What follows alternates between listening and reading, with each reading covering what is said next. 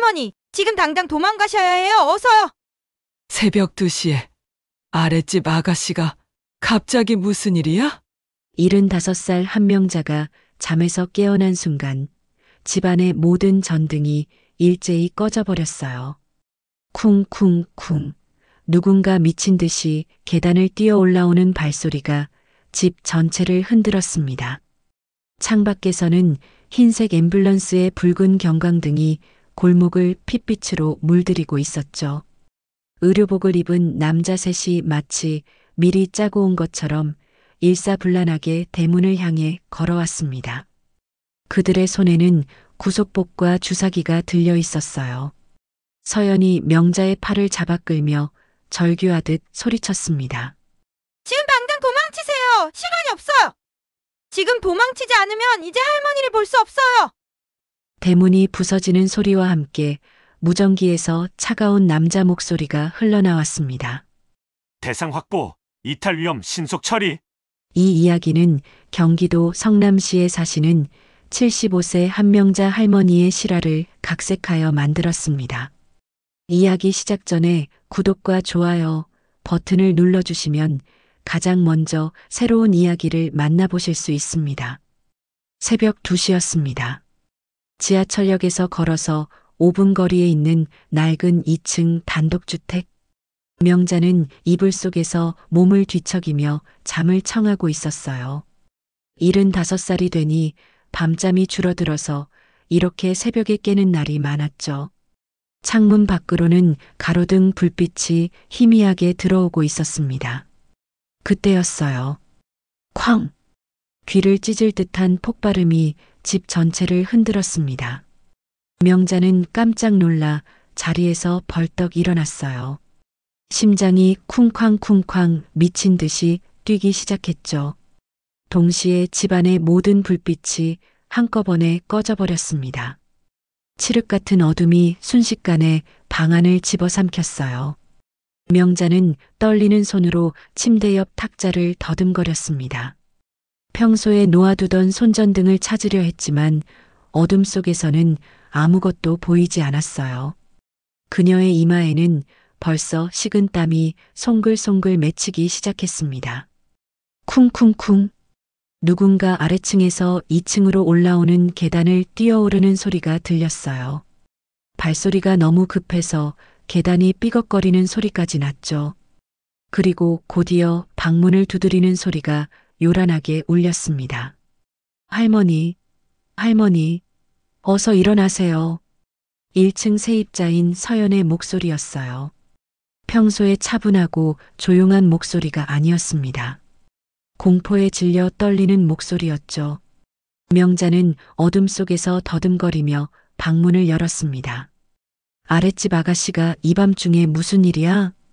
할머니, 지금 당장 도망가셔야 해요. 빨리요.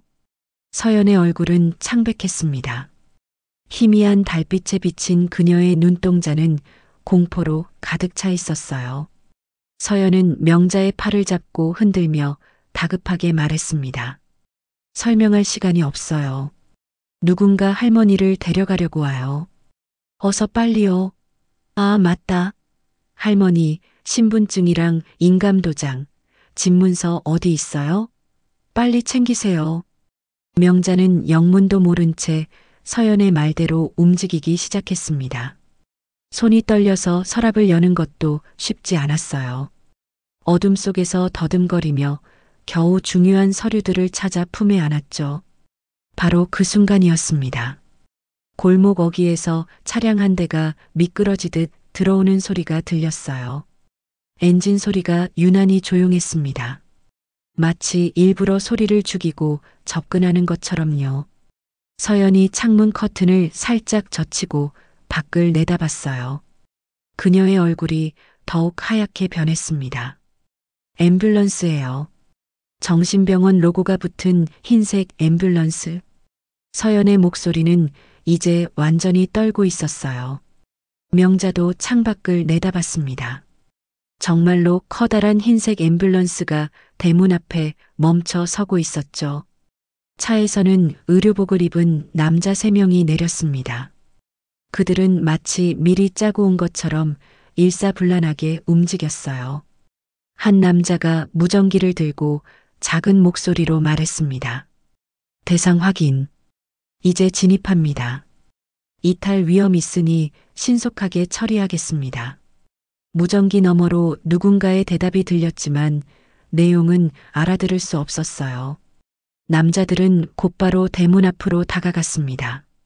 한 명이 주머니에서 뭔가를 꺼내더니 자물쇠를 만지작거리기 시작했죠. 찰칵. 놀랍게도 대문이 너무나 쉽게 열렸습니다. 마치 열쇠를 가지고 있었던 것처럼요. 명자의 등줄기에 소름이 쫙 돋았어요. 도대체 이 사람들이 누구길래 우리 집 열쇠를 가지고 있단 말인가요?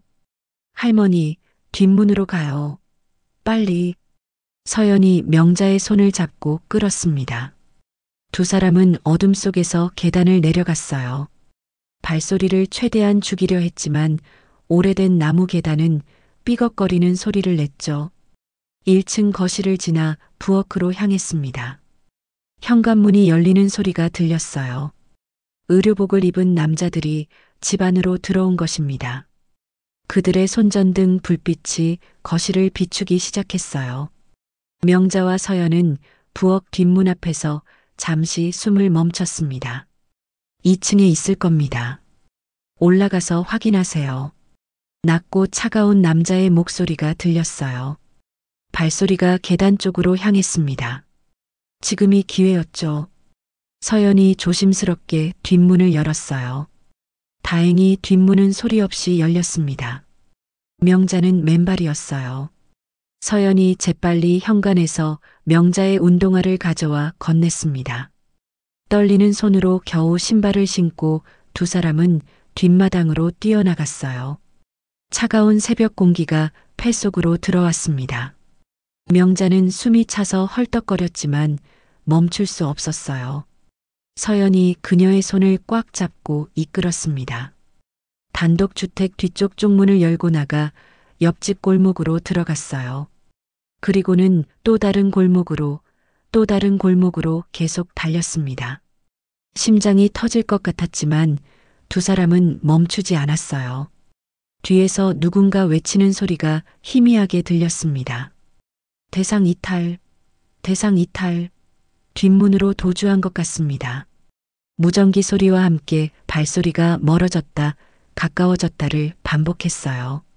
명자와 서연은 숨을 죽이고 어두운 골목 사이를 계속 움직였습니다.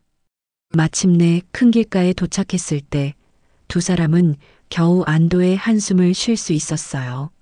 멀리서 앰뷸런스의 빨간 불빛이 깜빡거리는 것이 보였지만 이미 그들과는 꽤 거리가 벌어진 상태였죠.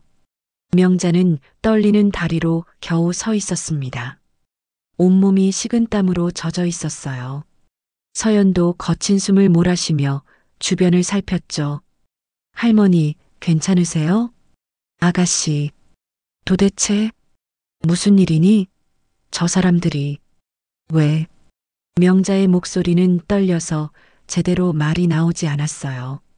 75년을 살아오면서 이런 일은 처음이었습니다. 마치 영화 속 한 장면 같았죠. 아니, 악몽 같았어요. 서연이 명자의 어깨를 가만히 감싸 안았습니다. 할머니, 일단 안전한 곳으로 가요. 거기서 제가 모든 걸 설명드릴게요. 지금은 너무 위험해요. 두 사람은 텅 빈 새벽 거리를 걸어가기 시작했습니다. 가로등 불빛이 그들의 그림자를 길게 늘어뜨렸어요. 명자는 품에 꼭 안은 서류 뭉치를 만져보았습니다. 신분증, 인감도장, 집문서. 왜 이것들을 챙겨야 했는지는 아직 모르지만 서연의 다급한 표정을 보니 분명 중요한 이유가 있을 것 같았어요. 뒤를 돌아보니 자신이 평생 살아온 집이 저 멀리 어둠 속에 잠겨 있었습니다. 그 집에서 남편과 함께 살았고 남편이 떠난 후에도 혼자 꿋꿋이 지켜온 집이었죠. 그런데 오늘 밤 그 집이 갑자기 낯설게 느껴졌어요. 마치 자신을 위협하는 무서운 존재처럼요. 명자는 떨리는 손으로 서연의 손을 잡았습니다. 차가웠지만 따뜻한 온기가 느껴졌어요. 적어도 이 순간 자신은 혼자가 아니었습니다.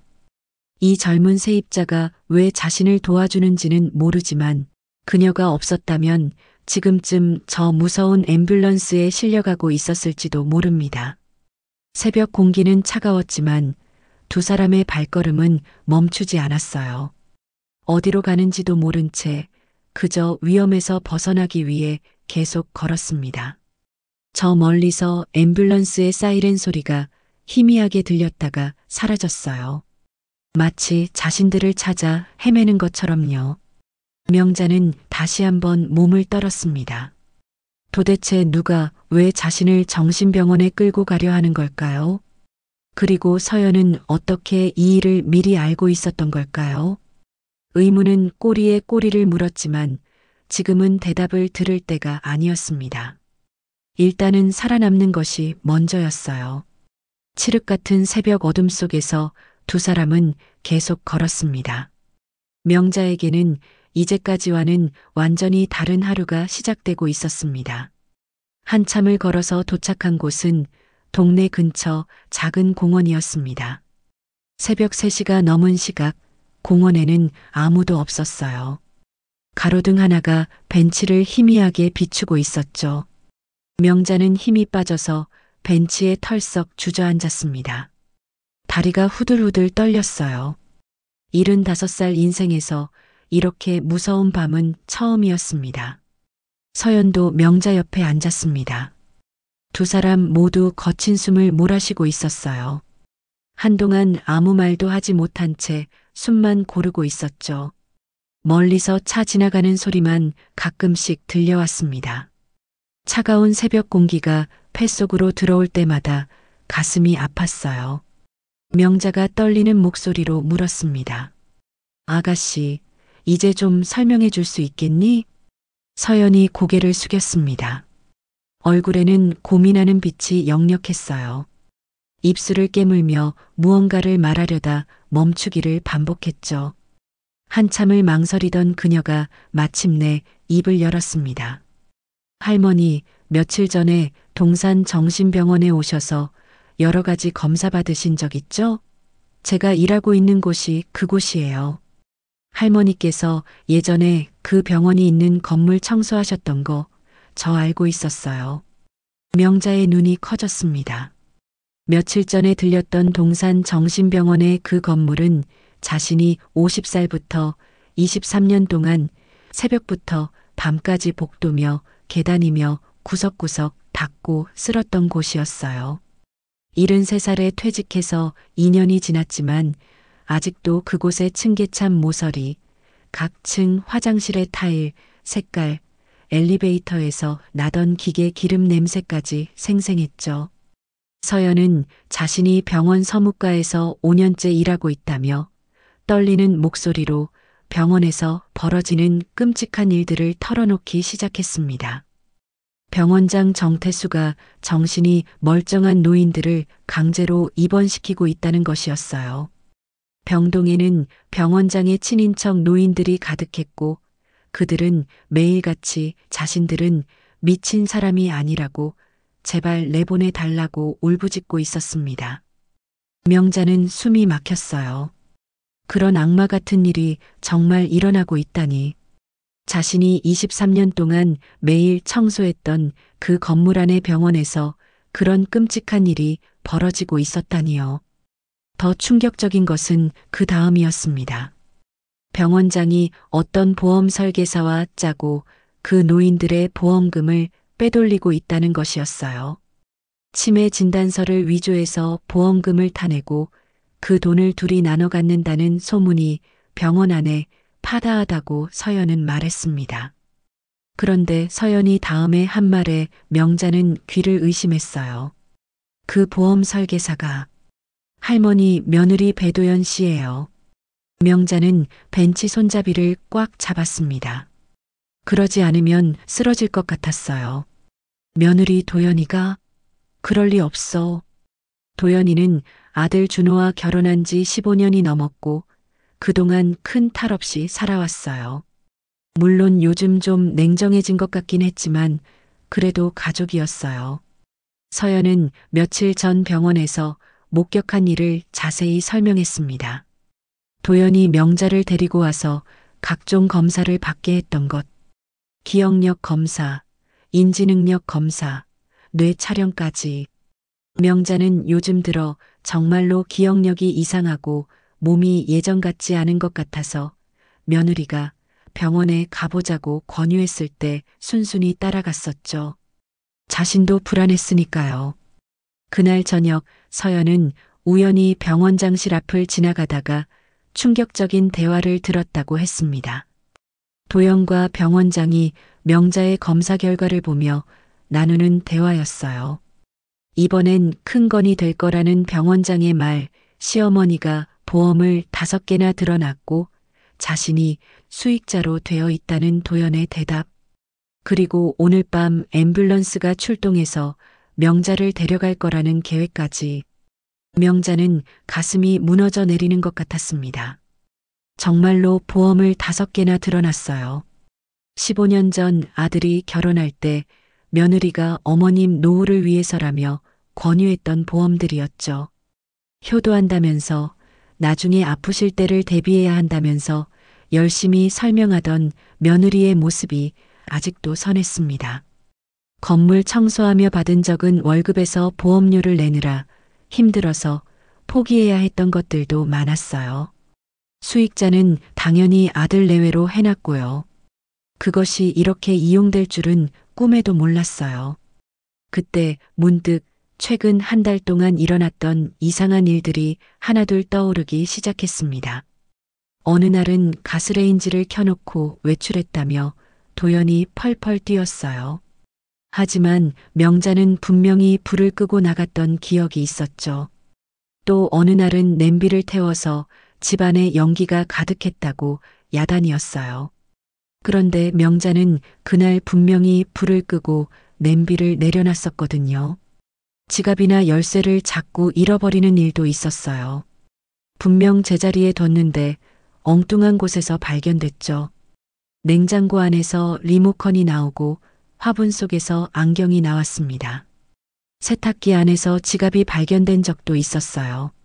그럴 때마다 도연은 한숨을 쉬며 걱정스러운 표정을 지었습니다. 어머님, 병원에 가보셔야 할 것 같다고, 이러다 큰일 나신다고. 아들 준호도 엄마가 정말 괜찮은지 걱정했어요. 명자 스스로도 점점 불안해졌었습니다. 정말 치매가 시작된 건 아닐까 하고요. 이제야 모든 퍼즐이 맞춰졌어요. 그 모든 일이 며느리가 꾸민 일이었던 겁니다. 치매 증상을 조작해서 나중에 병원에 강제 입원시킬 때 증거로 쓰려고 했던 거예요. 얼마나 치밀하게 계획한 일인지, 얼마나 오랫동안 준비한 일인지 생각하니 온몸에 소름이 돋았습니다. 준호는 알고 있었을까? 명자가 머릿속으로 생각했어요. 아들까지 자신을 배신했다면 정말 견딜 수 없을 것 같았어요. 배신감과 분노가 가슴속에서 불타올랐습니다.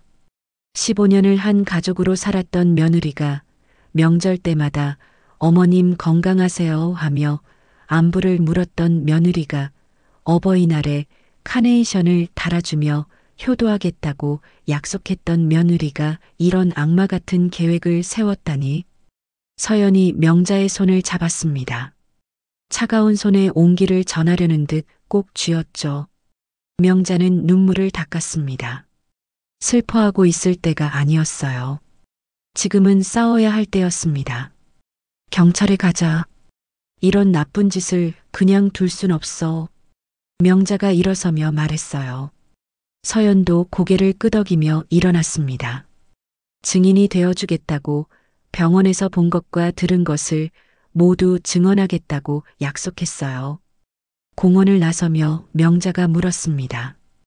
왜 자신을 도와주는지, 이러다 일자리를 잃을 수도 있는데 왜 위험을 감수하는지.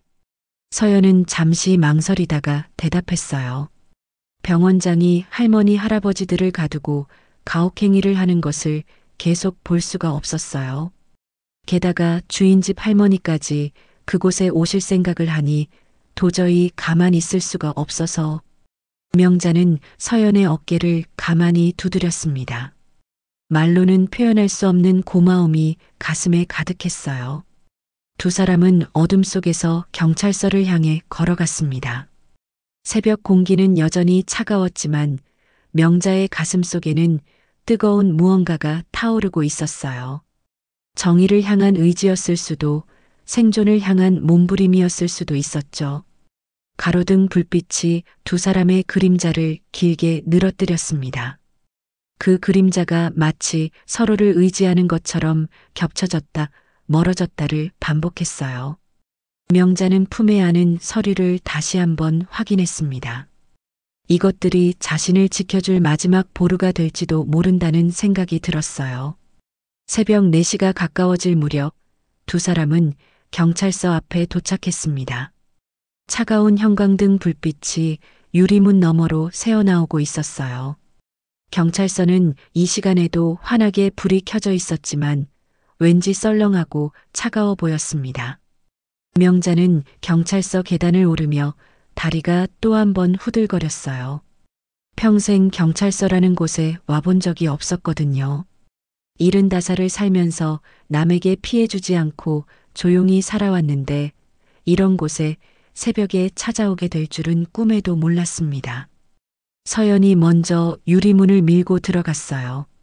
따뜻한 실내 공기가 얼굴을 스쳤지만 명자는 여전히 온몸이 떨렸습니다. 당직 근무 중이던 젊은 경찰관이 졸린 눈을 비비며 두 사람을 바라봤어요. 무슨 일로 오셨어요? 경찰관의 목소리에는 귀찮음이 묻어 있었습니다. 새벽에 찾아온 할머니와 젊은 여자를 보며 별일 아니겠거니 하는 표정이었죠. 명자가 떨리는 목소리로 말을 꺼냈습니다. 저희 집에 강도가 들었어요. 아니, 강도는 아니고 저를 납치하려고. 말이 제대로 나오지 않았어요. 너무 황당한 일이라 어디서부터 어떻게 설명해야 할지 모르겠더라고요. 경찰관은 눈썹을 찌푸리며 컴퓨터 앞에 앉았습니다. 차근차근 말씀해 보세요. 성함이랑 주소부터 알려주시고요. 명자는 신분증을 꺼내 보여주며 자신의 이름과 주소를 말했어요. 그리고 오늘 새벽에 일어난 일들을 하나하나 설명하기 시작했습니다. 정신병원 로고가 붙은 앰뷸런스가 왔다는 것, 의료복을 입은 남자들이 집에 침입했다는 것, 자신을 데려가려 했다는 것까지. 경찰관은 처음엔 시큰둥한 표정으로 듣더니 정신병원 얘기가 나오자 표정이 미묘하게 변했어요. 뭔가 이상한 사람을 대하는 듯한 눈빛이었죠. 할머니, 혹시 병원에서 치료받으신 적 있으세요? 명자는 가슴이 철렁 내려앉았습니다. 이 경찰관도 자신을 정신이 이상한 사람으로 보는 거예요. 서연이 급히 나섰습니다. 경찰관님, 제가 증인이에요. 제가 다 봤습니다. 정말로 앰뷸런스가 와서 할머니를 데려가려 했어요. 서연이 자신의 신분증을 보여주며 동산 정신병원 서무가 직원임을 밝혔어요. 그리고 병원에서 벌어지고 있는 일들을 설명했습니다. 병원장과 보험 설계사가 결탁해서 노인들을 강제 입원시키고 보험금을 빼돌리고 있다고. 그 보험 설계사가 바로 명자의 며느리라고. 경찰관은 한숨을 쉬며 고개를 저었어요. 그런 심각한 사건이면 증거가 있어야 해요. 추측만으로는 수사할 수 없습니다. 증거가 있어요. 병원에서 제가 직접 들었어요. 오늘 밤 할머니를 데려간다는 대화를. 서연이 필사적으로 설명했지만 경찰관은 여전히 믿지 않는 눈치였어요. 그는 컴퓨터 화면을 보며 뭔가를 입력하더니 말했습니다. 일단 보호자분께 연락을 드려야겠네요. 할머니 보호자가 누구시죠? 아들이 있긴 한데. 명자가 말끝을 흐렸어요. 아들 준호는 며느리의 말만 믿고 있을 테니 연락이 가면 오히려 상황이 더 나빠질 것 같았거든요. 경찰관이 전화기를 들었습니다. 아드님 연락처 좀 알려주세요. 그리고 며느님이 보험 설계사시라고요? 성함이 배도연 씨 맞나요? 병원장 이름은 정태수 씨고요. 다 확인해 봐야겠네요. 안 돼요. 절대 연락하시면 안 돼요. 명자가 소리쳤어요. 너무 다급해서 자신도 모르게 큰 목소리가 나왔습니다. 경찰관이 놀란 표정으로 명자를 바라봤어요. 왜 연락하면 안 되죠? 가족분들인데.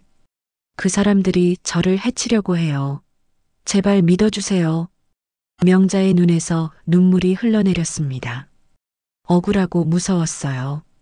가족이라고 믿었던 사람들에게 배신당한 것도 서러운데 경찰마저 자신을 믿지 않으니 답답해서 미칠 것 같았죠. 경찰관이 잠시 전화기를 내려놓고 컴퓨터를 들여다봤어요. 뭔가를 검색하는 듯 했습니다. 그러더니 고개를 끄덕이며 혼잣말처럼 중얼거렸어요. 아, 그 동네. 이 주소면 재개발 지역이네요. 곧 대형 쇼핑센터 들어올 자리죠? 명자와 서연이 동시에 놀란 표정을 지었습니다. 재개발? 대형 쇼핑센터? 처음 듣는 얘기였어요. 재개발이요? 저희 동네가요? 명자가 물었어요. 경찰관이 컴퓨터 화면을 보며 대답했습니다. 네, 작년에 확정됐어요. 보상금도 꽤 나올 텐데. 요즘 이런 지역에서 별일이 다 생기더라고요. 가족끼리 재산 때문에 싸우고 사기꾼들이 노인들 노리고. 경찰관의 말에 명자는 온몸에 소름이 돋았어요. 보험금만이 아니었구나. 며느리는 집과 재개발 보상금까지 노리고 있었던 거예요. 얼마나 오래전부터 이런 계획을 세웠을까. 생각할수록 무서워졌습니다. 서연도 충격을 받은 표정이었어요. 병원에서는 보험금 얘기만 들었는데 재개발까지 연결되어 있었다니. 사건이 생각보다 훨씬 더 크고 복잡했던 겁니다. 경찰관이 다시 전화기를 들었어요. 어쨌든 새벽에 집에 침입한 건 문제니까 확인은 해봐야겠네요. 일단 보호자분들께. 제발요. 서연이 경찰관의 팔을 잡았어요. 필사적인 표정이었습니다. 지금 연락하시면 할머니가 정말 위험해져요. 며느리가 병원장과 짜고 있다니까요. 연락이 가면 증거를 없애고 할머니를 더 빨리 입원시킬 거예요. 경찰관이 난감한 표정을 지었습니다. 규정대로라면 보호자에게 연락을 해야 하는데 두 사람이 너무 필사적으로 막으니 어떻게 해야 할지 모르겠다는 표정이었어요. 한참을 망설이던 경찰관이 한숨을 쉬며 말했습니다. 알겠습니다. 일단 오늘은 연락 안 하겠습니다. 하지만 정식으로 신고하려면 증거를 가져오셔야 해요. 추측이나 소문만으로는 수사할 수 없거든요. 명자와 서연은 겨우 안도의 한숨을 쉬었어요. 하지만 이것도 임시 방편일 뿐이었습니다. 증거를 구하지 못하면 결국 아무것도 할 수 없을 테니까요. 두 사람은 무거운 발걸음으로 경찰서를 나왔습니다. 동쪽 하늘이 아주 희미하게 밝아오기 시작했어요. 새벽 4시 반이 넘은 시각이었죠. 경찰서 앞 계단에서 명자는 주저앉고 싶었어요. 다리에 힘이 하나도 없었거든요. 서연이 명자의 팔을 잡아 일으켜 세웠습니다. 할머니, 힘내세요. 우리가 증거를 찾을 거예요. 어떻게 증거를 찾니? 명자의 목소리는 희망이 없었어요. 거대한 음모 앞에서 자신은 너무나 작고 무력했습니다. 75살 노인이 할 수 있는 게 뭐가 있겠어요. 서연이 명자의 손을 꼭 잡았어요. 차가운 새벽 공기 속에서 그 손의 온기가 유일한 위로였습니다. 방법이 있을 거예요. 꼭 찾을 거예요. 서연의 목소리에는 결의가 담겨 있었어요. 하지만 명자는 알고 있었습니다. 이 싸움이 얼마나 어려운 싸움인지를. 돈과 권력을 가진 사람들을 상대로 아무것도 없는 자신들이 무엇을 할 수 있을까요? 명자는 떨리는 손으로 품속의 서류를 다시 한번 만져봤습니다. 재개발이라니. 명자는 쓴웃음을 지었어요. 평생 살아온 동네가 사라진다는 것도 몰랐다니. 그런 중요한 일을 왜 아무도 알려주지 않았을까요? 아니, 어쩌면 모두가 알고 있었는데 자신만 몰랐던 건 아닐까요? 생각하면 할수록 서러웠습니다. 가족이라고 믿었던 사람들에게 이용당하고 집도 빼앗기고 자유마저 빼앗길 뻔했으니까요. 두 사람은 어둠이 걷히기 시작한 거리를 천천히 걸었습니다. 새벽 5시가 가까워질 무렵 명자와 서연은 다시 집으로 향했습니다. 경찰서에서 나온 후 한참을 방황했어요. 갈 곳이 마땅치 않았거든요. 하지만 날이 밝아오고 있었고 서연이 출근 준비도 해야 했기에 결국 집으로 돌아가기로 했습니다. 골목 어귀에 들어서자 명자의 심장이 다시 빠르게 뛰기 시작했어요. 혹시 아직도 그 무서운 사람들이 집 근처에서 기다리고 있는 건 아닐까? 앰뷸런스가 다시 와 있으면 어떻게 하나? 온갖 나쁜 생각들이 머릿속을 가득 채웠습니다. 다행히 골목은 조용했어요. 앰뷸런스도 보이지 않았고 의료복을 입은 남자들도 없었습니다. 하지만 그 고요함이 오히려 더 불안하게 느껴졌어요.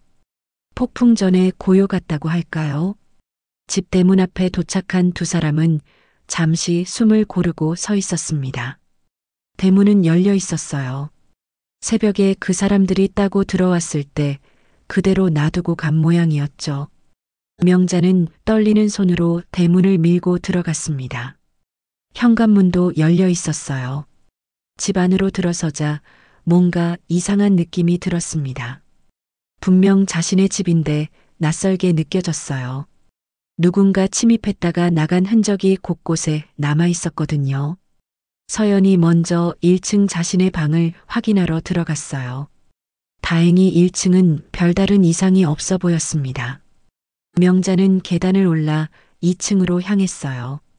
자신이 생활하는 2층 거실에 불을 켜자 깜짝 놀랐습니다. 서랍장이 모두 열려 있었어요.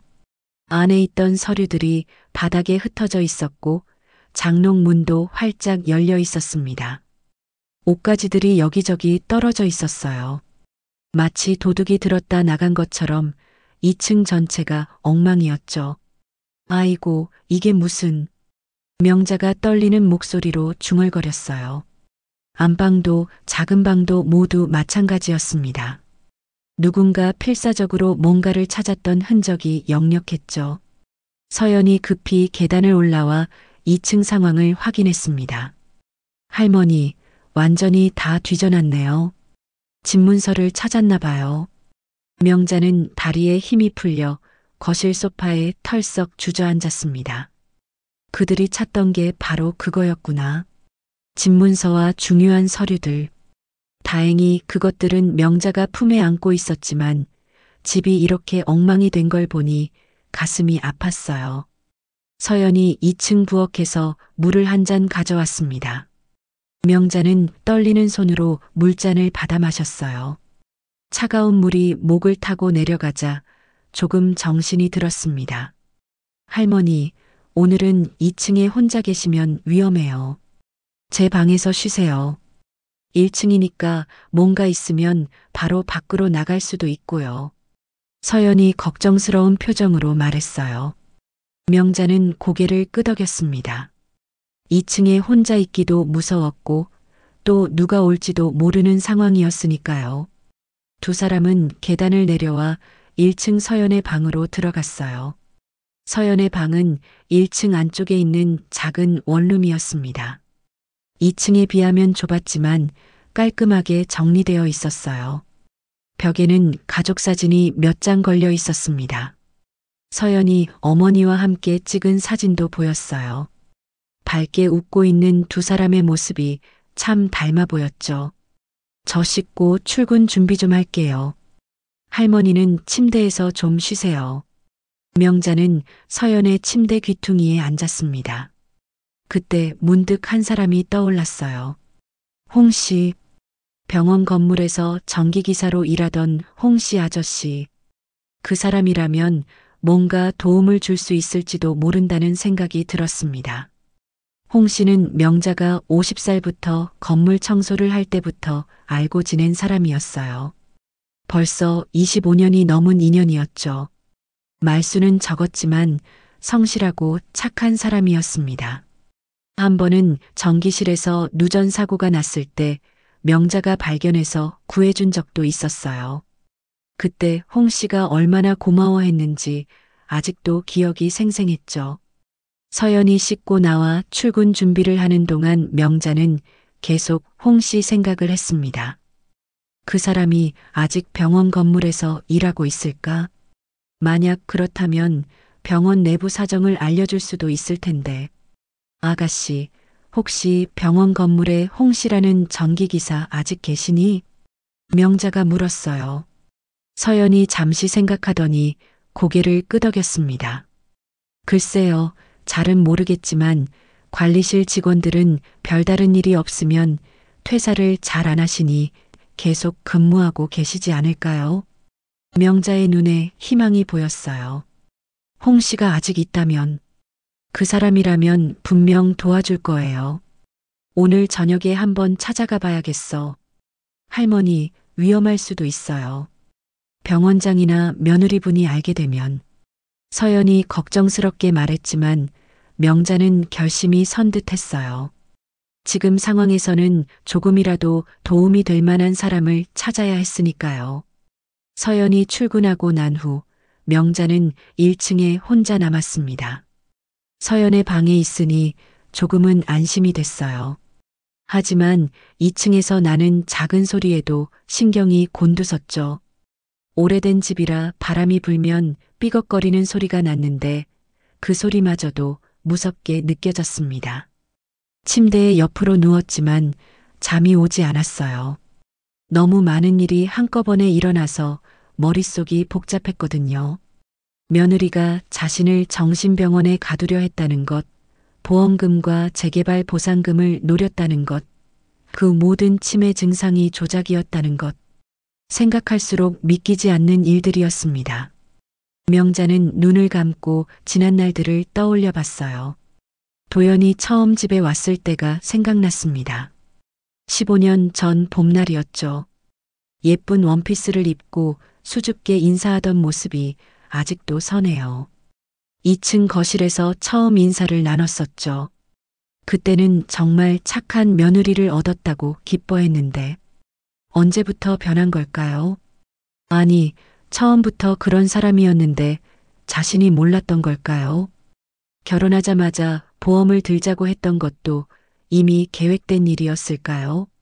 15년 동안 기다리며 준비한 거라면 정말 무서운 사람이에요. 창밖으로 아침 햇살이 들어오기 시작했습니다.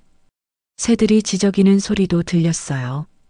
평범한 아침이 시작되고 있었지만 명자에게는 전혀 평범하지 않은 하루였죠. 품에 안은 서류를 다시 한번 확인한 명자는 그것들을 베개 밑에 숨겼습니다. 그리고 눈을 감았어요. 잠은 오지 않았지만 조금이라도 쉬어야 했습니다. 오늘 저녁 홍 씨를 만나러 가려면 체력을 아껴둬야 했으니까요. 그렇게 명자는 서연의 침대에 모로 누워 잠이 들었습니다. 정오가 가까워질 무렵이었습니다. 명자는 서연의 침대에서 깜빡 잠이 들었다가 현관문 여는 소리에 깜짝 놀라 깨어났어요. 심장이 쿵쾅거리기 시작했습니다. 벌써 돌아온 건가? 서연이 점심시간에 집에 온 걸까 싶었지만 발소리가 둘이었어요. 엄마, 우리 왔어요. 아들 준호의 목소리였습니다. 그리고 곧이어 며느리 도연의 목소리도 들렸어요. 어머님 계세요? 어머님.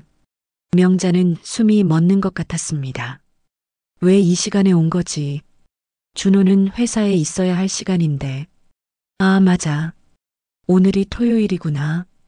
명자는 너무 정신이 없어서 요일도 잊고 있었던 거예요. 발소리가 계단을 올라가는 소리가 들렸습니다. 아들 내외가 2층으로 올라가는 것 같았어요. 명자는 서연의 방 안에서 숨을 죽였습니다. 절대로 소리를 내면 안 돼. 여기 있다는 걸 들키면 안 돼. 명자는 이불을 끌어당겨 머리까지 덮었어요. 2층에서 발소리가 이리저리 움직이는 게 들렸습니다. 아마 방을 확인하고 있는 모양이었어요. 그리고 잠시 후 두 사람의 대화 소리가 희미하게 들려왔습니다. 오래된 집이라 2층 소리가 1층까지 들렸거든요. 엄마가 없네. 집도 엉망이고 어디로 가신 거지? 준호의 목소리에는 걱정이 묻어 있었어요. 명자는 가슴이 아팠습니다. 아들은 정말 모르는 것 같았어요.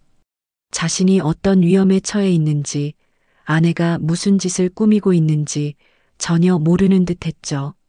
병원에서도 못 찾았다고 했잖아요. 분명 어디 숨어 계실 거예요. 도연의 목소리는 차가웠습니다. 평소 시어머니께 다정하게 말하던 목소리와는 완전히 달랐어요. 명자는 몸이 떨렸습니다. 저 목소리가 도연의 진짜 목소리였구나. 그래도 정신병원까지는 좀 너무하지 않아? 준호가 망설이며 말했어요. 명자는 귀를 쫑긋 세웠습니다. 아들도 정신병원에 나를 가두는 것을 알고 있었던 거예요. 하지만 아직 완전히 넘어간 것 같지는 않았어요. 여보, 어머니 상태 진짜 심각한 거 몰라? 도연의 목소리가 조금 높아졌어요. 마치 답답하다는 듯한 말투였죠. 냄비를 태우고도 모르시고 가스레인지도 켜놓고 나가시고 중요한 물건도 어디다 두신지 다 잊어버리고 찾는 것까지 당신도 봤잖아. 이러다 집에 불이라도 나면 어떡해. 어머님도 안전한 곳에서 의료진들 곁에 두고 계시는 게 훨씬 좋으셔. 명자는 주먹을 꽉 쥐었어요. 그 모든 게 조작이었는데, 자신은 그런 적이 없는데. 하지만 준호는 아내의 말을 믿는 것 같았습니다. 그래도 엄마가 너무 불쌍한 것 같아. 정신병원에 계속 계셔야 한다는 게. 준호의 목소리에는 갈등이 묻어 있었어요. 명자는 눈물이 날 것 같았습니다. 그래, 아들아. 엄마를 불쌍히 여겨주렴. 제발 엄마를 믿어주렴. 불쌍한 게 문제가 아니야. 의사소견서도 있잖아. 병원에 들어가셔야 해요. 도연의 목소리가 단호해졌어요. 그리고 이어서 더 충격적인 말이 나왔습니다. 보험 처리도 지금이 적기고 개발 보상금도 어머님이 받기보단 우리가 받아내야 높게 받을 수 있지. 명자는 온몸에 소름이 돋았어요. 역시 재개발 보상금을 노리고 있었구나. 경찰이 말한 게 맞았어요. 보험금뿐만 아니라 집과 땅까지 모두 빼앗으려는 거였어요. 그리고 당신이 주식에 손만 안 댔어도 우리가 이렇게 빚에 허덕이진 않았을 거 아냐. 도연의 목소리에 날이 서 있었어요. 명자는 놀랐습니다. 준호가 주식으로 빚을 졌다니. 그런 얘기는 한 번도 들은 적이 없었는데. 얼른 어머님 집으로 보상금 받아서 빚부터 갚자. 더 늦기 전에. 도연의 목소리는 마치 사업을 하는 사람처럼 차갑고 계산적이었어요. 명자는 믿을 수가 없었습니다. 15년을 함께한 며느리가 이런 사람이었다니. 아니, 어쩌면 처음부터 이런 사람이었는데 자신이 속았던 건지도 모르죠. 엄마를 찾아야겠어. 혹시 무슨 일이라도 생기면. 준호의 목소리가 다시 들렸어요. 그래도 아들은 자신을 걱정하고 있었습니다. 명자는 눈물을 참았어요. 지금 나가서 아들을 껴안고 모든 걸 말하고 싶었지만 그럴 수 없었어요. 도연이 있는 한 아들은 자신의 말을 믿지 않을 테니까요. 발소리가 다시 계단을 내려오기 시작했어요. 명자는 숨을 멈췄습니다. 혹시 1층으로 내려와서 서연의 방을 확인하는 건 아닐까? 정말로 발소리가 1층 복도로 향했어요. 똑똑똑. 누군가 서연의 방문을 두드렸습니다. 명자는 이불 속에서 몸을 웅크렸어요. 심장이 너무 크게 뛰어서 밖에까지 들릴 것 같았습니다. 저기요, 계세요? 혹시 2층 주인 집 할머니 못 보셨어요? 도연의 목소리였어요. 아까 2층에서와는 달리 정중한 말투였습니다. 남 앞에서는 예의 바른 며느리인 척하는 거였죠. 명자는 꼼짝도 하지 않았어요. 숨소리조차 죽였습니다. 제발 그냥 가라고, 제발 문을 열지 말라고 속으로만 빌었어요. 문고리를 돌리는 소리가 났습니다. 다행히 서연이 문을 잠그고 나갔나 봐요. 문이 열리지 않았거든요. 아무도 없나 봐. 가자. 준호의 목소리였어요. 발소리가 멀어졌습니다. 현관문이 닫히는 소리가 들렸고 이어서 차 시동 거는 소리가 났어요. 자동차가 골목을 빠져나가는 소리가 완전히 사라질 때까지 명자는 움직이지 않았습니다. 한참이 지나서야 명자는 이불을 걷어내고 일어나 앉았어요.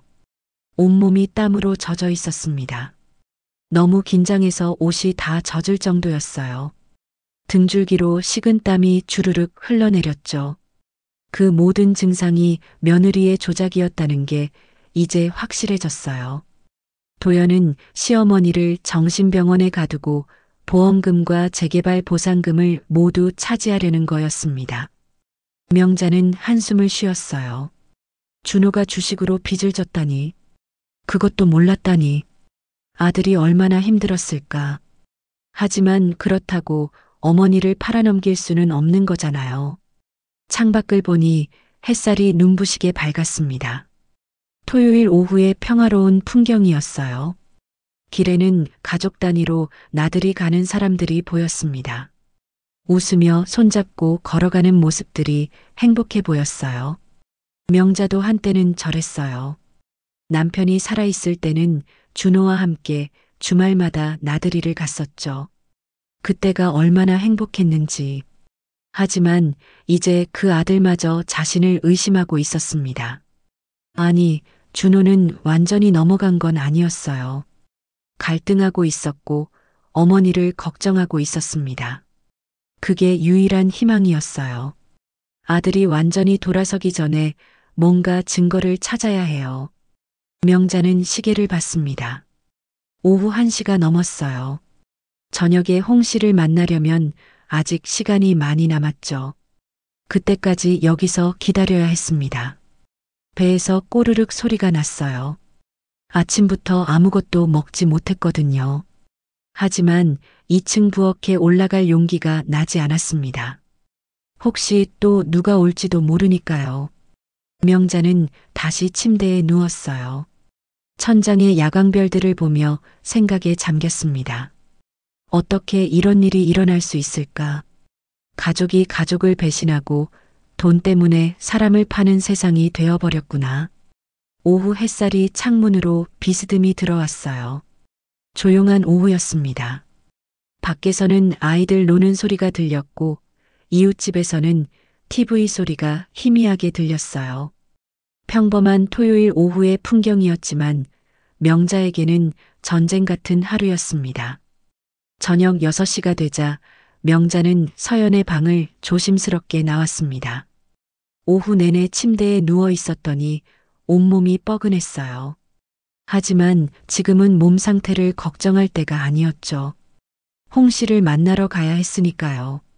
병원 건물까지는 걸어서 15분 정도 걸렸습니다. 예전에 매일 출퇴근하던 길이었는데 2년 만에 다시 걷게 되니 감회가 새로웠어요. 거리의 풍경은 별로 변한 게 없었지만 명자의 상황은 완전히 달라져 있었죠. 병원 건물에 도착하자 명자는 잠시 멈춰 섰습니다. 10층짜리 건물이 저녁 햇살을 받아 붉게 물들어 있었어요. 이 건물을 23년 동안 청소했다니 새삼 자신이 대단하게 느껴졌습니다. 건물 지하에 있는 관리사무소로 내려갔어요. 토요일 저녁이라 사무실은 텅 비어 있었지만 전기실 쪽에서 불빛이 새어나오고 있었습니다. 명자는 조심스럽게 전기실 문을 두드렸어요. 누구세요? 안에서 낮은 목소리가 들렸습니다. 홍 씨의 목소리였어요. 명자는 가슴이 뛰기 시작했습니다. 정말 홍 씨가 아직 여기 있었구나. 홍 씨, 나야. 한명자. 문이 열리자 홍 씨가 놀란 표정으로 명자를 바라봤습니다. 홍 씨는 50대 후반의 마른 체격이었어요. 머리는 많이 휘어졌지만 예전 모습 그대로였죠. 작업복을 입고 있었는데 아마 야근 중이었나 봐요. 아이고, 한 여사님. 정말 오랜만이네요. 어떻게 오셨어요? 홍 씨의 얼굴에 반가운 미소가 번졌습니다. 명자는 눈물이 날 것 같았어요. 이렇게 반갑게 맞아주는 사람이 있다니. 지난 이틀 동안 너무 힘들었는데 홍 씨의 따뜻한 인사에 마음이 녹는 것 같았죠. 홍 씨, 사실 부탁할 일이 있어서 왔어요. 명자가 조심스럽게 말을 꺼냈을 때 복도에서 발소리가 들렸습니다. 서연이 퇴근하고 와서 합류한 거였어요. 서연은 병원 서무가 직원 신분증을 목에 걸고 있었죠. 서연이 홍 씨에게 인사했어요. 홍 씨는 고개를 끄덕이며 두 사람을 전기실 안으로 들어오라고 했습니다. 전기실은 각종 전선과 기계들로 가득했지만 한쪽 구석에 작은 책상과 의자가 놓여 있었어요. 세 사람이 앉아 명자는 지난 이틀 동안 일어난 일들을 차근차근 설명하기 시작했습니다. 며느리와 병원장이 짜고 자신을 정신병원에 가두려 했다는 것, 보험금과 재개발 보상금을 노리고 있다는 것, 치매 증상을 조작했다는 것까지 모두 털어놓았어요. 홍 씨는 이야기를 들으며 점점 표정이 굳어졌습니다. 특히 병원장 정태수 이름이 나오자 눈빛이 날카로워졌어요. 정태수 그놈이. 역시 그런 놈이었군요. 홍 씨가 이를 악물며 말했어요. 명자는 놀랐습니다. 홍 씨가 병원장을 이렇게 싫어하는 줄은 몰랐거든요. 사실 저도 그놈 때문에 고생 좀 했어요. 나는 이 건물 전기 담당이지 병원 전기 기사도 아닌데도 자꾸 오라가라 하면서 병원 전기일 시키고 관리비도 교묘하게 빼돌렸다 우리 관리소장한테 걸렸는데 그런 적 없다고 적반하장으로 굴면서 사무소 직원들에게 너무 함부로 해서 관리실 직원들도 악질이라고 모두 싫어하는 사람이에요. 홍 씨의 목소리에 분노가 묻어났어요. 그러더니 갑자기 명자를 똑바로 바라보며 물었습니다. 한 여사님, 기억나시죠? 예전에 한 여사님이 제 목숨을 구해주신 거. 명자는 잠시 생각하다가 아 하고 탄성을 질렀어요. 맞아요. 10여 년 전 겨울날 전기실에서 누전 사고가 났었죠. 홍 씨가 감전되어 쓰러져 있는 걸 명자가 발견했어요. 빨리 전원을 차단하고 구급차를 불러서 홍 씨를 살렸던 기억이 났습니다.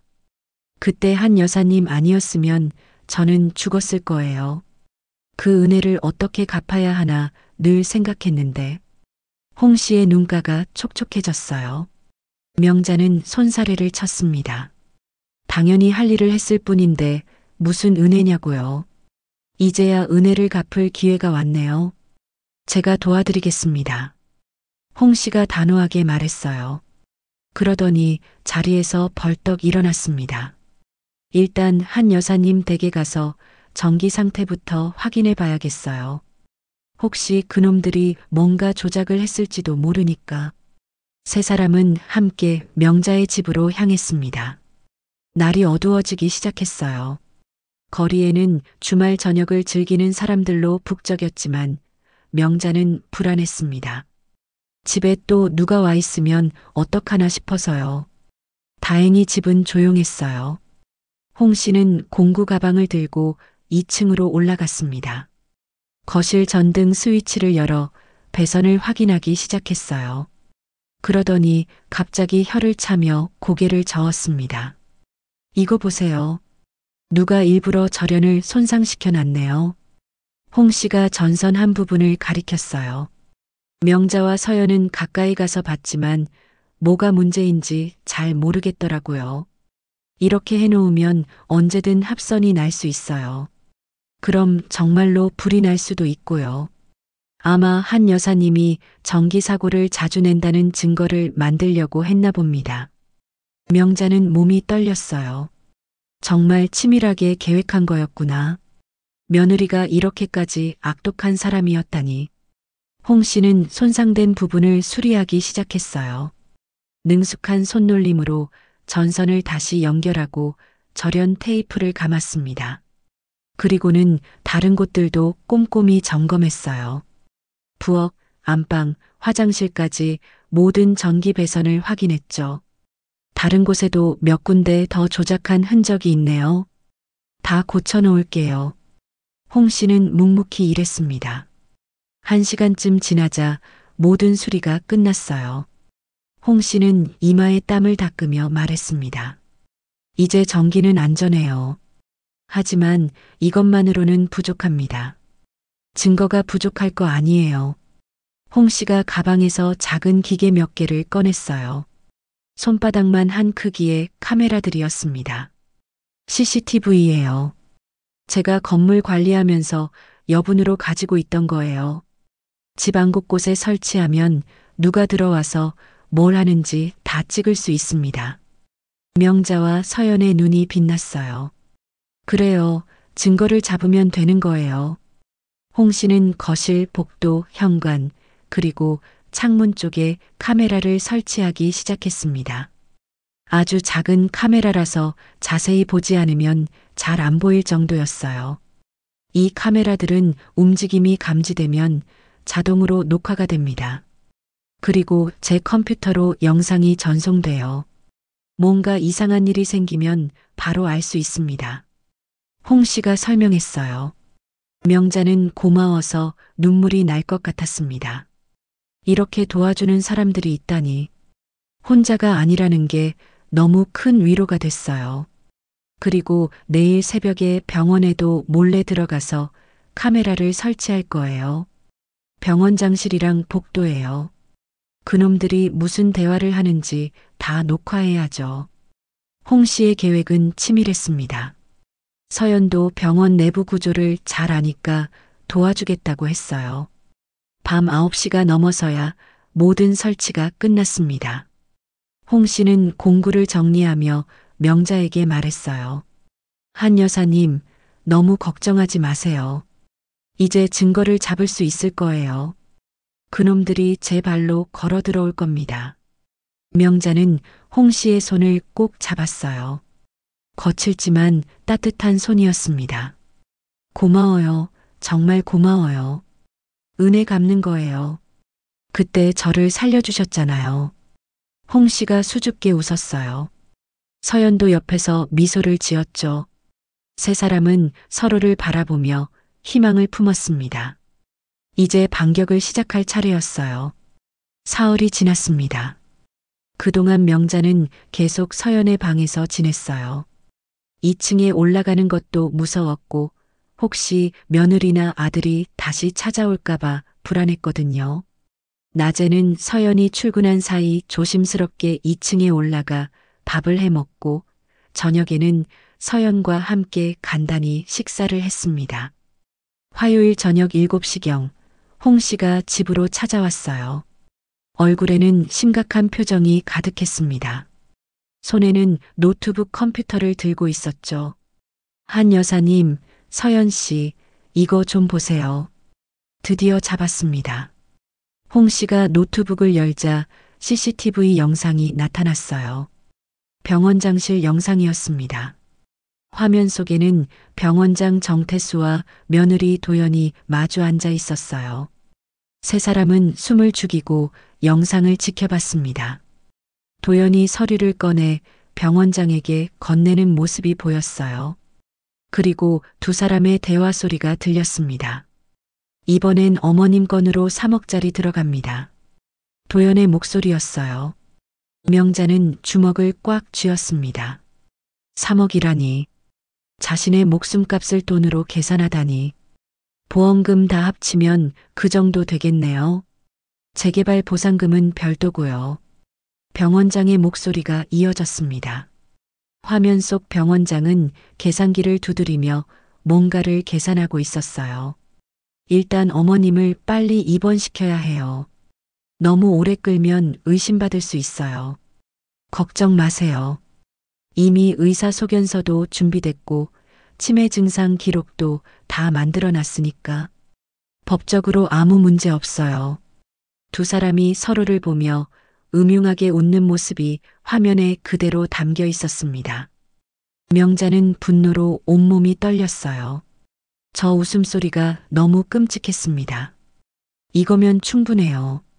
완벽한 증거입니다. 홍 씨가 확신에 찬 목소리로 말했어요. 서연도 고개를 끄덕였습니다. 내일 아침 일찍 경찰서에 가서 이 영상을 제출해요. 이번엔 무시 못할 거예요. 세 사람은 희망에 차서 서로를 바라봤습니다. 드디어 증거를 잡은 거예요. 이제 며느리와 병원장의 음모를 폭로할 수 있게 됐죠. 홍 씨가 USB에 영상을 저장해서 명자에게 건넸어요. 한 여사님이 잘 보관하고 계세요. 내일 아침에 같이 경찰서에 가요. 명자는 USB를 꼭 쥐었습니다. 이 작은 기계 안에 자신의 운명이 달려 있었어요. 내일이면 모든 게 해결될 거라는 희망이 생겼습니다. 그럼 저는 이만 가볼게요. 홍 씨가 일어서며 말했어요. 서연이 현관까지 배웅하러 나갔습니다. 명자는 침대에 앉아 USB를 베개 밑에 조심스럽게 숨겼어요. 홍 씨가 나간 지 10분도 안 되었을 때였습니다. 저녁 8시가 막 넘은 시각이었어요. 서연이 화장실에 가려고 방문을 열어놓고 나간 사이 갑자기 현관문이 벌컥 열렸습니다. 쿵쿵쿵. 무거운 발소리가 집 안으로 들어왔어요. 그것도 한 명이 아니었습니다. 여러 명의 발소리가 복도를 따라 다가왔죠. 명자는 놀라 일어섰어요. 누구지? 홍 씨가 다시 돌아온 건가? 하지만 발소리가 너무 거칠고 무거웠습니다. 서연의 방문이 거칠게 열렸어요. 건장한 남자 3명이 들어왔습니다. 모두 의료복을 입고 있었어요. 명자는 순간 온몸이 얼어붙었습니다. 한명자씨죠? 제일 앞에 선 남자가 차갑게 물었어요. 명자는 뒷걸음질 쳤습니다. 누구세요? 동산 정신병원에서 나왔습니다. 보호자 동의하에 모시러 왔어요. 남자가 주머니에서 서류를 꺼냈어요. 아들 준호와 며느리 도연의 도장이 찍힌 입원 동의서였습니다. 그때 한 남자가 침대 주변을 뒤지기 시작했어요. 베개를 들추더니 USB를 발견했습니다. 이게 뭡니까? 남자가 USB를 집어들었어요. 명자는 심장이 멎는 것 같았습니다. 그건 내 거예요. 돌려주세요. 명자가 USB를 빼앗으려 했지만 남자가 주머니에 넣어버렸어요. 환자분 소지품은 병원에서 보관합니다. 안 돼. 그건 중요한 거예요. 제발. 명자가 애원했지만 소용없었어요. 다른 두 남자가 명자의 양팔을 잡았습니다. 저항하시면 더 힘들어집니다. 순순히 따라오세요. 세 번째 남자가 주사기를 꺼냈어요. 명자는 필사적으로 몸부림쳤습니다. 살려주세요. 제발. 그 USB만은. 그것만 있으면 진실을 밝힐 수 있어요. 하지만 남자들의 힘은 너무 셌어요. 주사 바늘이 팔뚝에 찔렸습니다. 차가운 약물이 몸속으로 들어왔어요. 그때 화장실에서 나온 서연이 비명을 질렀어요. 뭐 하는 거예요? 할머니를 놓으세요. 서연이 달려왔지만 한 남자가 가로막았습니다. 방해하지 마세요. 법적 절차에 따른 입원입니다. 거짓말. 할머니는 정상이에요. 그 USB 돌려주세요. 그게 증거예요. 서연이 USB를 빼앗으려 했지만 남자가 서연을 밀쳐냈어요. 증거? 무슨 증거요? 이분은 치매 판정을 받은 환자입니다. 약물이 효과를 발휘하기 시작했습니다. 명자의 눈앞이 흐려지고 온몸에 힘이 빠졌어요. 그거 돌려줘요. 제발. 명자가 힘없이 중얼거렸지만 이미 늦었어요. 남자들이 명자를 끌고 밖으로 나갔습니다. 대상 확보 완료. 이송하겠습니다.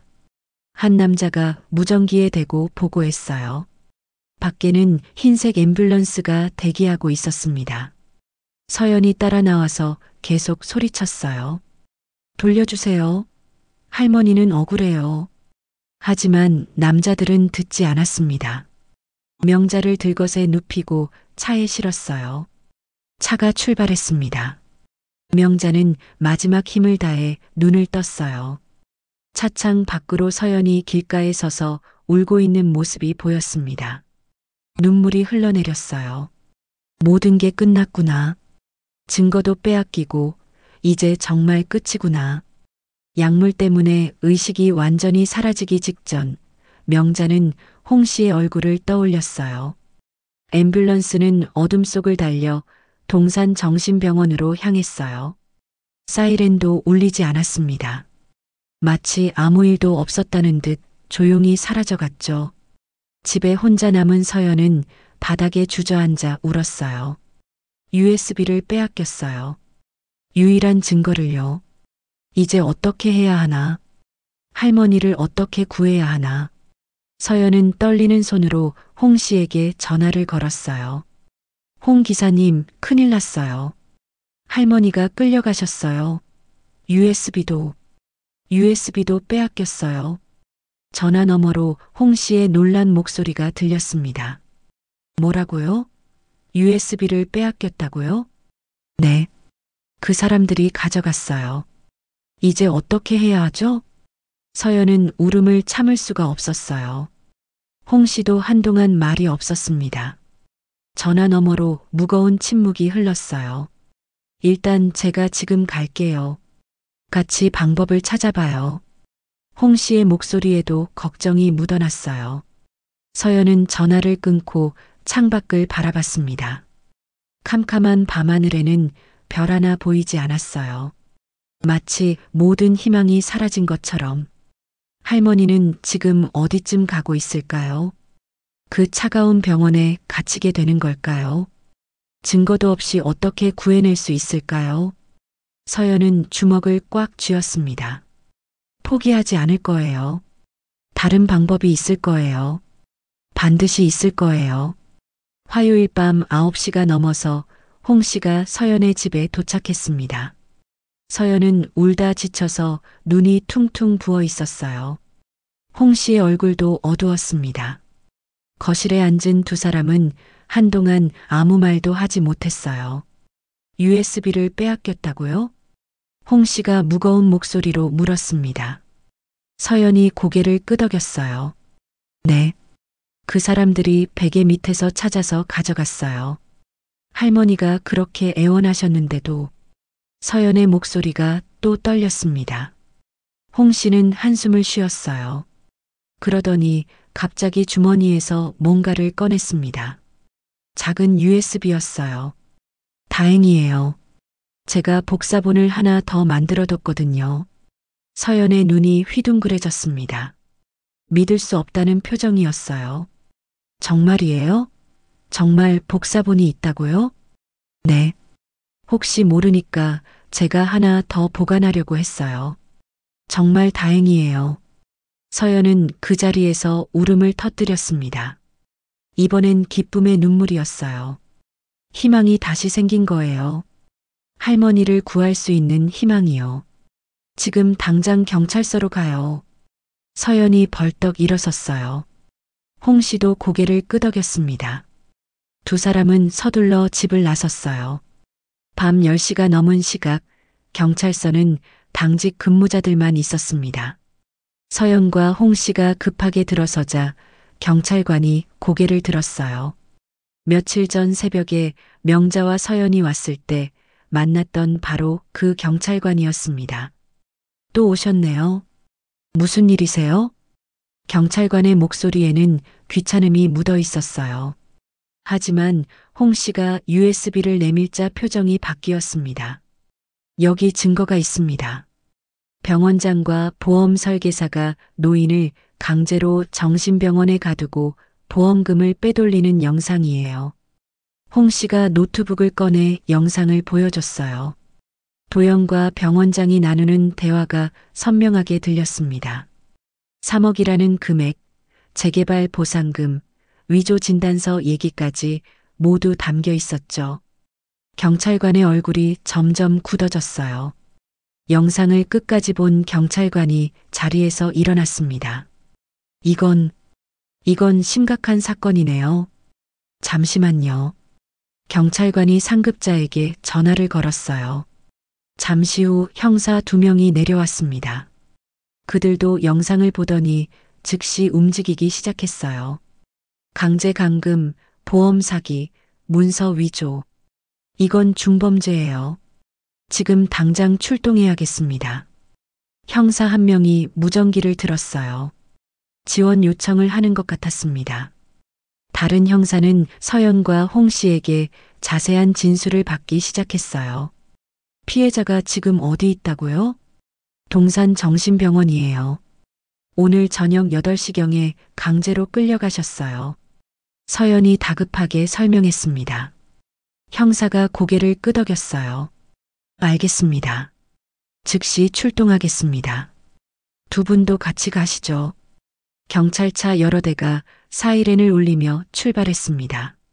새벽이 가까운 시각이었지만 이번엔 늦출 수 없었어요. 서연은 경찰차 안에서 계속 기도했습니다. 할머니가 무사하기를, 아직 늦지 않기를 간절히 빌었죠.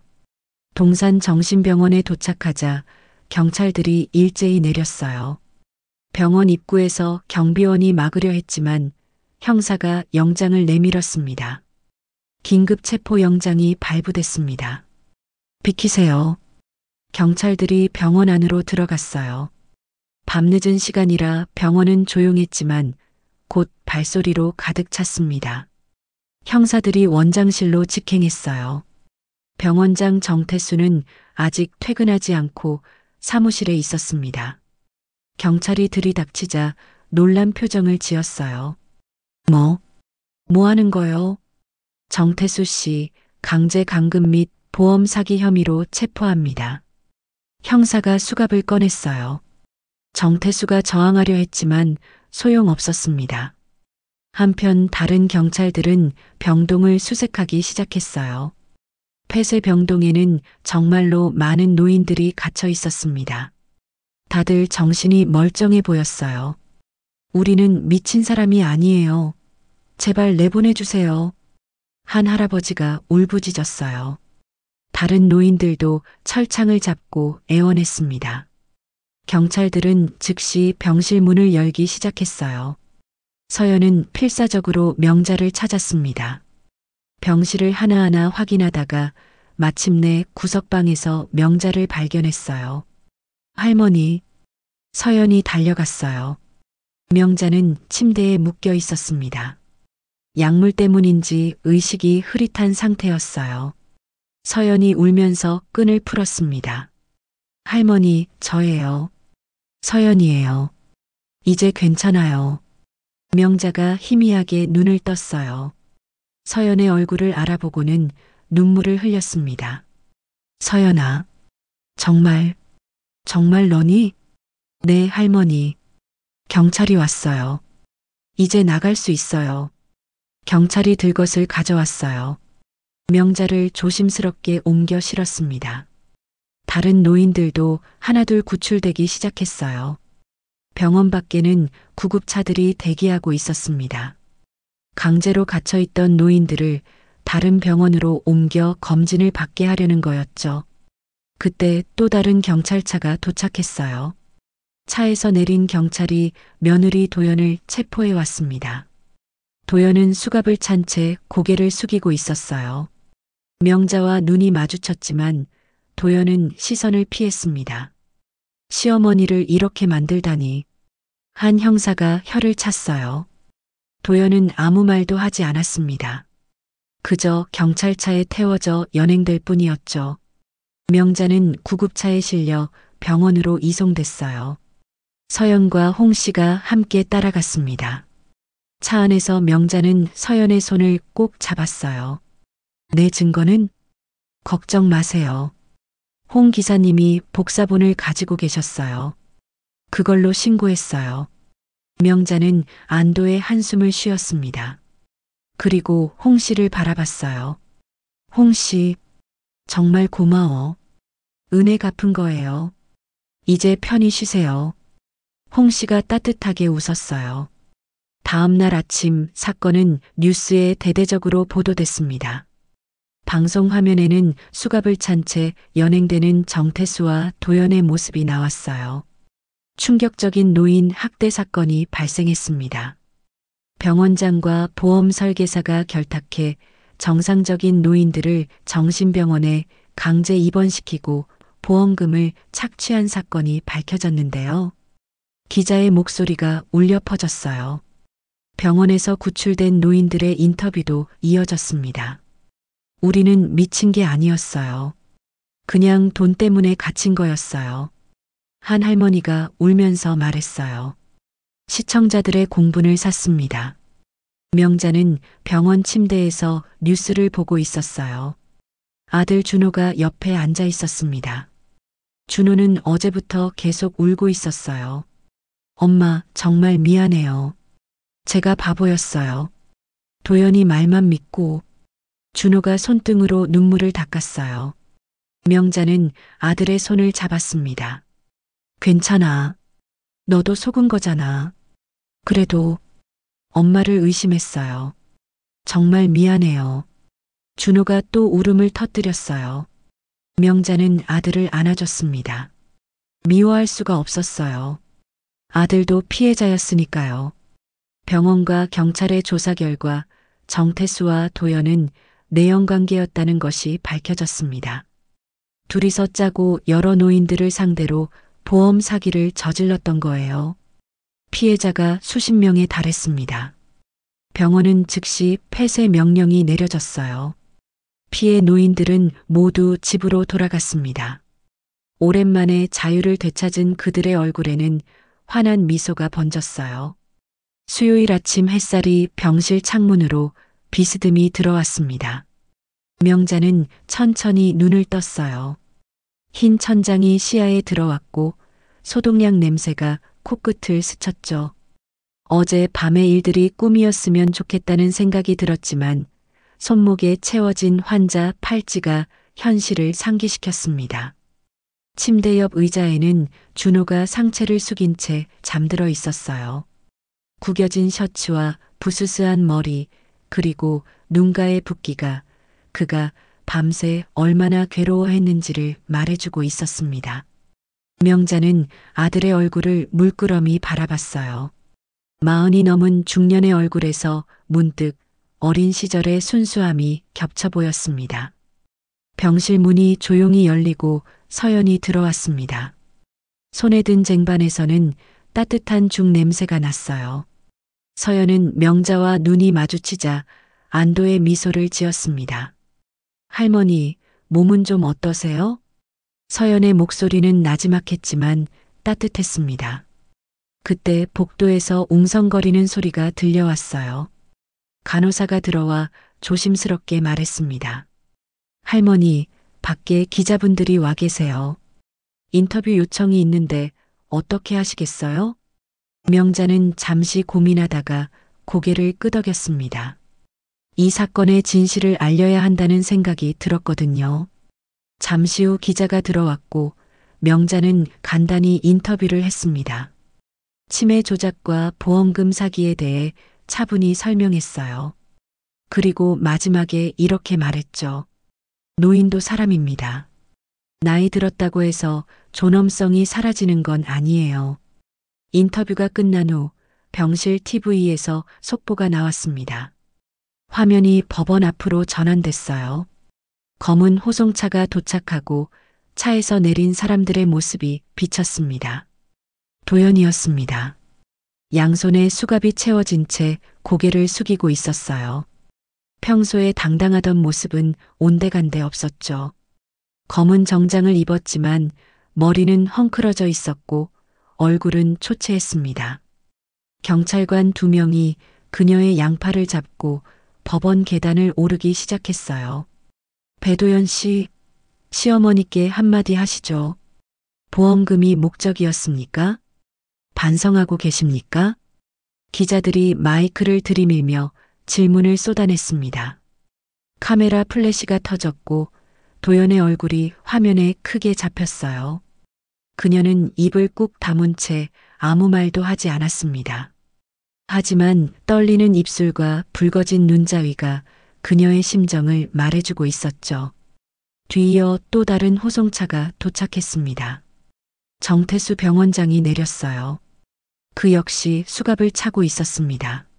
하지만 도연과 달리 그는 여전히 뻔뻔한 표정이었어요. 기자들이 달려들자 그는 큰 소리로 외쳤습니다. 저는 억울합니다. 정상적인 의료 행위였을 뿐입니다. 그의 목소리는 카메라에 그대로 담겼어요. 하지만 아무도 그의 말을 믿지 않았죠. 경찰이 그를 밀어내며 법원 안으로 데려갔습니다. 기자들은 끝까지 따라가며 취재를 이어갔어요. 정태수 씨, 노인들을 감금한 것에 대해 어떻게 생각하십니까? 피해자가 수십 명이라는데 사실입니까? 정태수는 더 이상 대답하지 않았습니다. 그저 굳은 표정으로 법원 건물 안으로 사라졌어요. 준호가 TV를 보며 한숨을 쉬었습니다. 자신의 아내였던 사람이 저렇게 끌려가는 모습을 보는 심정이 어떨까요? 명자는 아들의 어깨를 가만히 두드렸어요. 방송 화면이 다시 법원 앞 기자에게로 돌아왔습니다. 두 피의자는 오늘 구속 전 피의자 신문을 받을 예정입니다. 검찰은 이들에게 특정경제범죄 가중처벌법상 사기, 노인복지법 위반 등의 혐의를 적용했으며 구속영장이 발부될 가능성이 높다고 합니다. 기자의 보도가 이어졌어요. 화면 하단에는 긴급 자막이 흘러갔습니다. 정신병원 강제 입원 피해자 추가 발견, 수사 확대. 그날 오후 법원에서 결정이 내려졌습니다. 도연과 정태수 모두 구속됐어요. 증거인멸과 도주의 우려가 있다는 이유였죠. 두 사람은 다시 수갑을 찬 채 호송차에 올랐습니다. 이번에는 더 많은 기자들이 몰려 있었어요. 법원 앞 계단은 취재진으로 가득했습니다. 도연이 호송차로 향할 때 한 기자가 다시 물었습니다. 마지막으로 하실 말씀 없으십니까? 도연이 잠시 걸음을 멈췄습니다. 그리고 카메라를 향해 작은 목소리로 말했어요. 죄송합니다. 그 한마디가 전부였습니다. 하지만 그 짧은 사과에도 진정성은 느껴지지 않았어요. 그저 상황을 모면하려는 형식적인 사과처럼 들렸죠. 그때 누군가가 던진 생계란이 도연의 얼굴에 맞아 범벅이 되었습니다. 도연은 생계란이 범벅이 된 얼굴을 숙인 채 경찰을 따라갔습니다. 그 모습을 TV로 보고 있던 준호의 얼굴에 눈물이 흘렀습니다. 곁에 누워있던 명자가 아들의 손을 잡아 다독여 주었어요. TV 속 정태수는 끝까지 억울하다고 주장했습니다. 호송차에 타면서도 계속 소리쳤어요. 나는 의사다. 정당한 진료였다. 하지만 그의 외침은 공허하게 울렸을 뿐입니다. 호송차 문이 닫히고 차량이 구치소로 향했어요.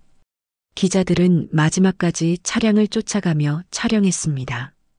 병실에서 이 모든 것을 지켜본 명자는 복잡한 심정이었습니다. 며느리가 저렇게 끌려가는 것을 보니 마음 한구석이 아팠어요. 15년을 함께 살았던 사람이었으니까요. 하지만 동시에 안도감도 들었습니다. 저녁 뉴스에서는 이 사건을 특집으로 다뤘어요. 전문가들이 출연해 노인 학대의 심각성을 논의했습니다. 한 변호사는 이렇게 말했죠.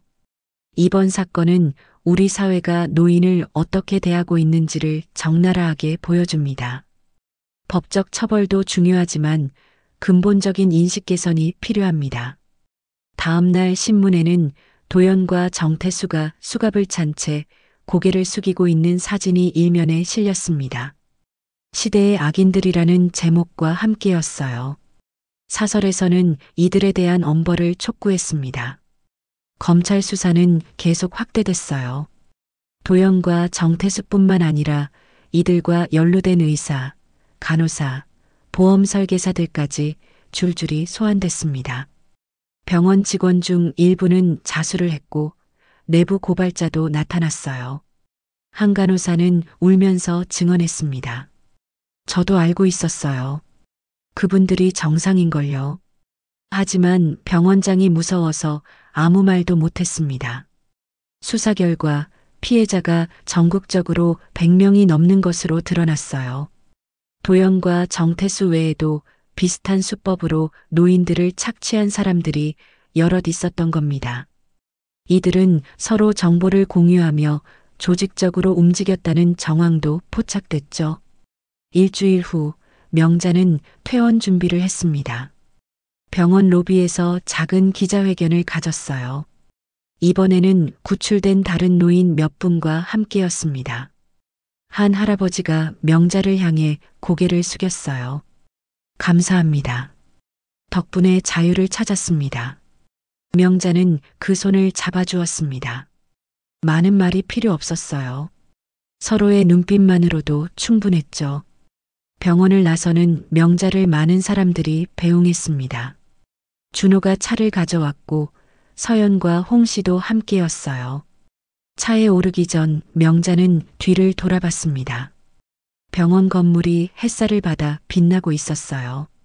악몽 같았던 일주일이었지만 이제는 끝났습니다. 차 안에서 라디오를 켜니 또 다른 소식이 흘러나왔어요. 국회에서 노인보호특별법이 발의됐습니다. 강제 입원 절차를 까다롭게 하고 정기 실태조사를 의무화하는 내용입니다. 작은 변화의 시작이었습니다. 명자는 창밖을 바라봤어요. 거리에는 평범한 일상이 흐르고 있었지만 그 속에서 무언가가 바뀌고 있다는 걸 느낄 수 있었습니다. 준호가 백미러로 어머니를 바라보며 말했습니다. 엄마, 이제 집에서 편히 쉬세요. 명자는 작게 미소 지었어요. 집? 그래, 이제 집으로 돌아갈 시간이었습니다. 하지만 이 싸움은 끝난 게 아니었어요. 시작일 뿐이었죠. 법이 바뀌고 사람들의 인식이 바뀔 때까지 명자는 계속 지켜볼 작정이었습니다. 도영과 정태수가 법의 심판을 받는 모습을 봤지만 명자의 마음에는 분노보다 씁쓸함이 남았어요. 어쩌다 사람이 사람을 이렇게 대하게 됐을까? 돈이 사람보다 중요해진 세상이 만들어낸 비극이었습니다. 하지만 희망도 있었어요. 서연처럼, 홍 씨처럼 도와주는 사람들이 있었고, 이제 세상이 이 문제를 직시하기 시작했으니까요. 작은 불빛이 어둠을 밝히듯 이 사건이 변화의 시작이 되기를 명자는 간절히 바랐습니다. 2025년 4월의 어느 봄날 오후였습니다. 명자는 2층 거실 창가에서 서연, 홍 씨와 함께 차를 마시고 있었어요. 테이블 위에는 서연이 가져온 약과와 홍 씨가 사온 호두과자가 놓여 있었죠. 창밖으로는 재개발 현수막이 걸린 동네 풍경이 펼쳐져 있었습니다. 50년 넘게 살아온 동네가 곧 사라진다는 사실이 아직도 실감나지 않았어요. 세 사람은 조용히 차를 홀짝이며 각자의 생각에 잠겨 있었습니다. 서연은 가끔씩 명자를 흘끔 바라봤고 홍 씨는 차잔을 두 손으로 감싸쥔 채 창밖을 내다봤어요. 봄볕이 거실 바닥에 네모난 빛 조각을 만들어냈죠. 평화로운 오후의 정적이 거실을 포근하게 감싸고 있었습니다. 그때 아래층에서 현관문이 열리는 소리가 들렸어요. 발걸음 소리가 계단을 올라왔습니다. 준호였어요. 손에는 서류 봉투를 들고 있었는데 얼굴에는 무거운 그림자가 드리워져 있었죠. 거실 문턱에서 멈춰선 준호는 세 사람을 보고 잠시 놀란 표정을 지었습니다. 아, 손님들 계셨네요. 준호가 어색하게 인사하며 뒷걸음질 쳤어요. 서연과 홍 씨가 일어서려 하자 명자가 손을 들어 제지했습니다. 손님이 아니야. 가족이나 다름없는 분들이야. 들어와서 앉아, 준호야. 명자의 목소리는 부드러웠지만 단호했습니다. 준호가 망설이며 어머니 옆 빈자리에 앉았어요. 여전히 죄책감에 짓눌린 표정이었죠. 사건이 끝난 지 2달이 지났지만 아들은 아직도 어머니와 눈을 제대로 마주치지 못했습니다. 시선은 계속 바닥을 향해 있었어요. 엄마, 재개발 보상금 관련 서류예요. 확인하셔야 해요. 준호가 떨리는 손으로 서류 봉투를 내밀었습니다. 명자가 서류를 받아들고 천천히 읽기 시작했어요. 보상 금액이 예상보다 많았습니다. 서연과 홍 씨는 눈치를 보며 자리에서 일어나려 했는데 그 순간 준호가 갑자기 의자에서 내려와 바닥에 무릎을 꿇었어요. 거실에 있던 모든 사람이 깜짝 놀랐습니다. 준호의 눈에서 굵은 눈물이 뚝뚝 떨어지기 시작했어요. 턱이 떨리고 있었고 두 손은 주먹을 쥔 채 무릎 위에 놓여 있었죠. 엄마, 정말 미안해요. 제가 바보였어요. 도연이 말만 믿고 엄마를 의심했어요. 준호의 목소리가 갈라졌습니다. 말을 잇지 못하고 한참을 흐느꼈어요. 어깨가 들썩이며 온몸이 떨렸습니다. 40이 넘은 아들이 어린아이처럼 엉엉 울고 있었어요. 서연과 홍 씨는 당황해서 서로를 바라봤습니다. 어떻게 해야 할지 몰라 그저 자리에 앉아 있을 뿐이었죠. 명자가 천천히 의자에서 내려왔습니다. 그리고 무릎 꿇은 아들 앞에 앉아 그의 머리를 품에 안았어요. 거친 손으로 아들의 등을 토닥였습니다. 이제 됐다, 준호야. 너도 속았잖아. 누구보다 내가 제일 힘들었을 거야. 명자의 목소리는 잔잔했습니다. 원망도 분노도 없었어요. 오직 아들을 위한 어머니의 마음만 있었죠. 준호는 어머니의 품에서 더욱 큰 소리로 울었습니다. 그동안 가슴속에 쌓였던 죄책감과 후회가 눈물이 되어 쏟아져 나왔어요. 서연이 조용히 일어나 휴지를 가져와 준호에게 건넸습니다. 한참 후 준호가 겨우 진정되었을 때 명자가 서연을 바라보며 말했어요. 서연아, 정말 고마워. 내가 없었으면 난 지금 여기 없었을 거야. 서연의 얼굴이 붉어졌습니다. 그녀가 머뭇거리다가 입을 열었어요. 할머니, 사실 저 고백할 게 있어요. 처음 이 집에 새 들어올 때 부동산에서 할머니를 뵀을 때 바로 알아봤어요. 병원 건물을 청소하신 분이라는 걸요. 명자의 눈이 커졌습니다. 서연이 죄송한 표정으로 계속 말했어요. 그런데 노인분이라 그런지 바로 아른 채가 안 되더라고요. 제가 너무 소심해서 먼저 인사드리지 못했어요. 그냥 모르는 척했죠. 이제 노인분들이라고 무시하지 않고 더욱 관심을 가질게요. 이제라도 말씀을 드리니 제 속이 편안하네요. 홍 씨도 헛기침을 하며 말을 꺼냈습니다. 목소리가 평소보다 더 낮았어요. 저도 사실 할 말이 있습니다. 그때 전기실 사고 때 목숨을 구해주신 은혜를 진작 갚았어야 했는데 차일피일 미루다 이제야 조금이나마 갚게 됐네요. 23년을 함께 했는데도 할머니께서 찾아오셨을 때가 되어서야 도와드리게 되어 너무 죄송했습니다. 명자는 세 사람을 차례로 바라봤습니다. 눈가가 촉촉해졌어요. 이들이 진정한 가족이구나. 피는 섞이지 않았지만 마음으로 연결된 가족이구나 하는 생각이 들었죠. 해가 저물어가는 6시경, 네 사람은 마당으로 나왔어요. 준호가 마당 조명을 켜자 따뜻한 노란빛이 퍼졌습니다. 명자가 나지막이 말했습니다. 진실은 밝혀졌고 사람은 남았고 마음의 불빛은 꺼지지 않았어요. 그것이 명자가 깨달은 전부였습니다. 밤하늘에 별이 떠오르기 시작했어요. 낡은 집이지만 여전히 따뜻한 불빛을 품고 있었죠. 곧 사라질 집이지만 여기서 일어난 일들은 영원히 기억될 것입니다. 사랑하는 시청자 여러분, 한명자 할머니의 이야기를 끝까지 들어주셔서 감사합니다. 혹시 지금 혼자 계신가요? 가족과 멀어져 계신가요? 때로는 세상이 여러분을 잊은 것 같고 아무도 관심 없는 것 같으신가요? 그렇지 않습니다. 여러분은 소중한 분들이에요. 누군가의 부모이고 이 나라를 일으킨 주인공이며 우리 모두의 스승입니다. 만약 주변에 어려움이 있다면, 용기 내어 도움을 청하셨던 경험이 있다면 댓글로 알려주세요. 우리 모두 서로의 불빛이 되어주면 좋겠습니다.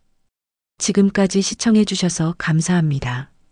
인생사연 이야기였습니다.